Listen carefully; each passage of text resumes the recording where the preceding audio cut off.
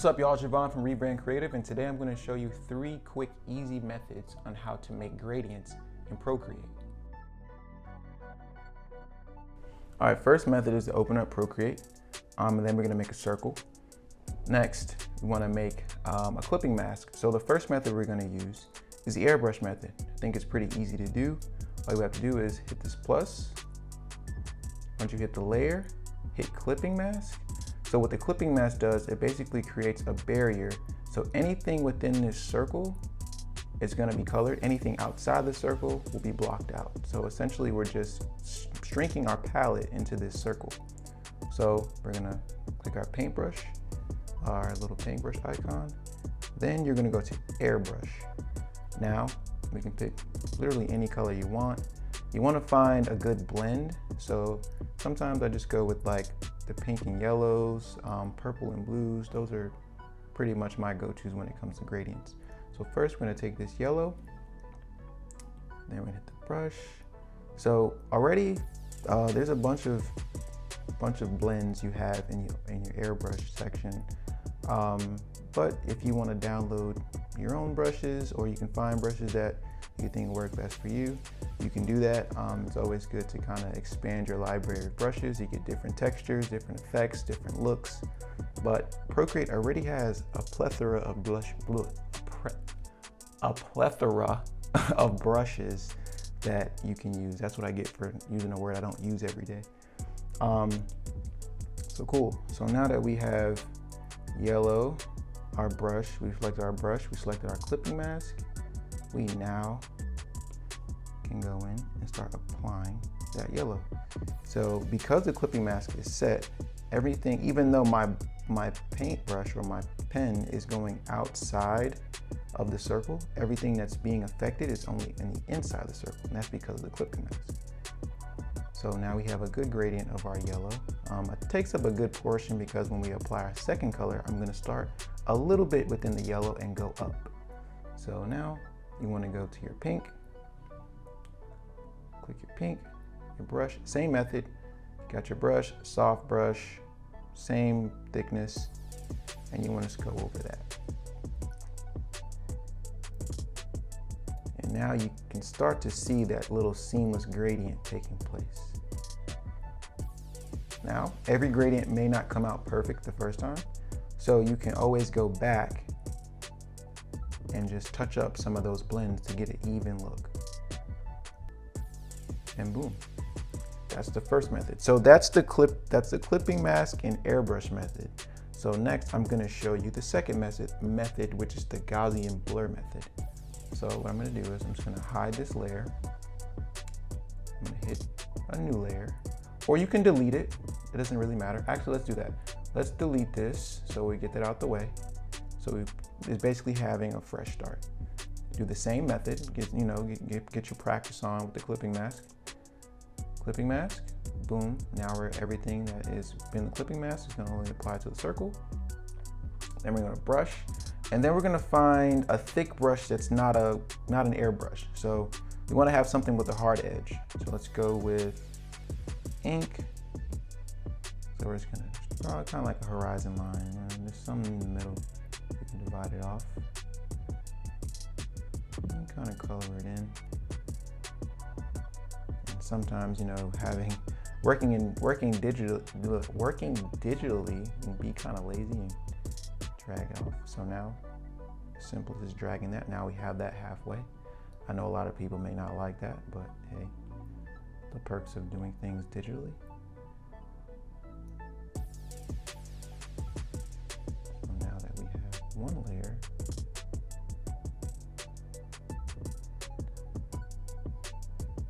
so yeah, I would try to do the drop method again, like I did with the yellow, but I think it's gonna turn the whole thing one color. So you still got to do a little bit of work when it comes to filling. And of course, I could have used a bigger brush, but I didn't. So I'm gonna stick with this. Cool. So now that we have our 2 colors within our clipping mask, as you can see, the 2 are filled. Now we want to go to our little magic wand tool right here on the far left-hand side, and you'll see this setting or this effect called Gaussian Blur. And then you have your percentage adjustments up top. So you want to, once you start from the left to the right, you'll slowly start to see a gradient being formed. So we're going to do here, we're going to start from left to the right, and now you can slowly see that gradient appearing.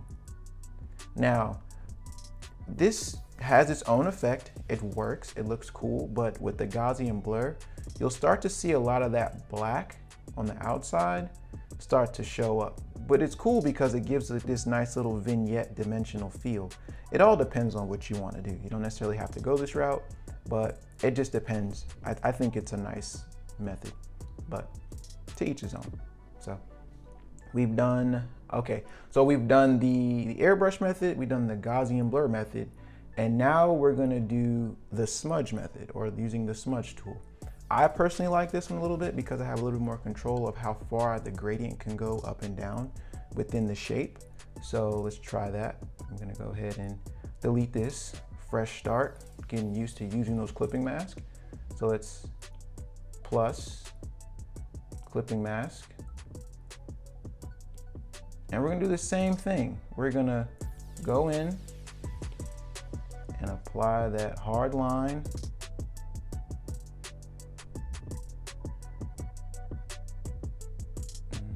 I'm gonna cheat a little bit. Boom, apply that yellow.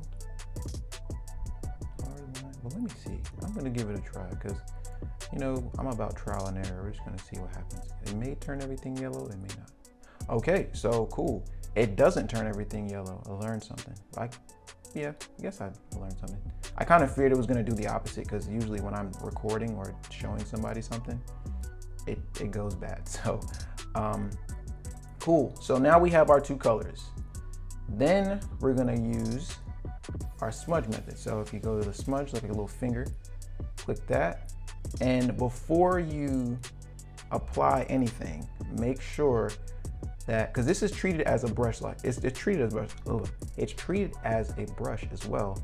So you want to click that, and you want to keep it within your airbrush, or you can use any brush you want. But I just feel like the airbrush soft brush works the best. So we're gonna click that. So once you select that, we now have our finger smudge, or our finger smudge. We have our smudge tool selected, and we're gonna slowly just go across.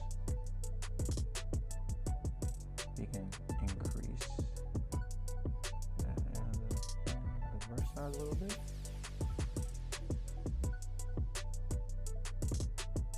And there you have it, the smudge method.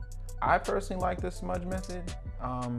I don't know, it's just something about it. It makes that gradient seem more seamless.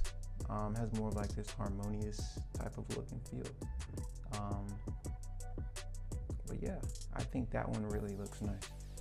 And there's so many other ways that you can do gradients, as far as, you know, using 3-color gradients, radial gradients, but that requires a little more time, technique, and practice. So if you ever want to try it, don't be discouraged. I probably need to do more of those things so I can kind of open up my mastery book when it comes to designing stuff like this.